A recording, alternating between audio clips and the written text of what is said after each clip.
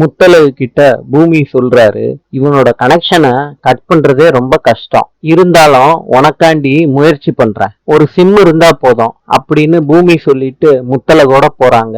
பூமி அந்த புது சிம்ம அந்த போன்ல போட்டு முத்தழகு கிட்ட குடுக்கறாங்க. நீ அந்த மாப்பிள்ளை பையன்கிட்ட நான் வேற ஒருத்தனை விரும்புறேன், கல்யாணம் பண்ணிக்க போறேன்னு சொல்லுன்னு பூமி முத்தழகு கிட்ட சொல்றாங்க. வாட்டி கால் பண்றாங்க, கட் பண்ணிடுறாங்க. ரெண்டாவது வாட்டி மாப்பிள்ளையே கால் பண்றாரு. அப்ப முத்தழகு சொல்றாங்க, அந்த பொண்ணு வேற ஒரு பையனை விரும்புது, முத்தழக நீங்க கல்யாணம் பண்ணிக்காதீங்கன்னு போனை கட் பண்ணிடுறாங்க முத்தழகு. பூமி சொல்றாரு, என் கெஸ்ஸிங் சரின்னா பரத் இப்ப உனக்கு கால் பண்ணுவாருன்னு முத்தழகு கிட்ட சொல்றாங்க. அப்ப நீ என்ன சொல்லணும்னா பூபதியா அப்படின்னு நீ கேட்கணும். ஏன் கேட்கணும்னு முத்தழகு கேக்குறாங்க. உன்னோட லவ்வர்னு அவன் நினைச்சுப்பான், அதனாலதான் சொன்னேன் அப்படின்னு பூமி சொல்றாரு. பரத் முத்தழகுக்கு கால் பண்றாங்க.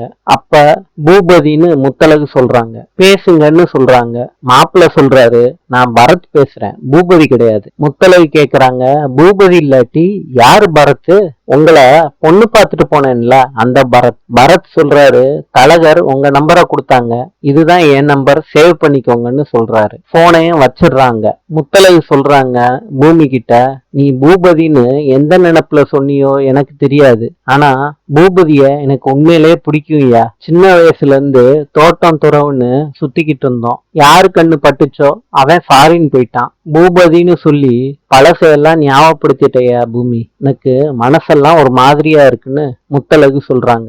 பூமி பொன்னிக்கு பொறி உருண்டெல்லாம் வாங்கி கொடுத்து முத்தழகுக்கு ஃப்ரெண்ட்ஸ் யார் யாருன்னு கேட்டு தெரிஞ்சுக்கிறாரு. பூபதியோட ஃப்ரெண்ட்ஷிப்பை பத்தி பொன்னி சொல்றாங்க. பூமி சோகமாயிடுறாரு. அப்ப பொன்னி சொல்றாங்க, நீங்க வாங்கி கொடுத்த பொறி உருண்டை எல்லாம் தீந்து போச்சு, நான் வீட்டுக்கு கிளம்புறேன்னு சொல்லிட்டு போறாங்க. மாப்பிள்ள ஊரை விட்டு போகாம முத்தழகோட அப்பா கிட்டையும் சித்தி கிட்டையும் பேசிக்கிட்டு இருக்காங்க. இத முத்தழகு பாக்குறாங்க.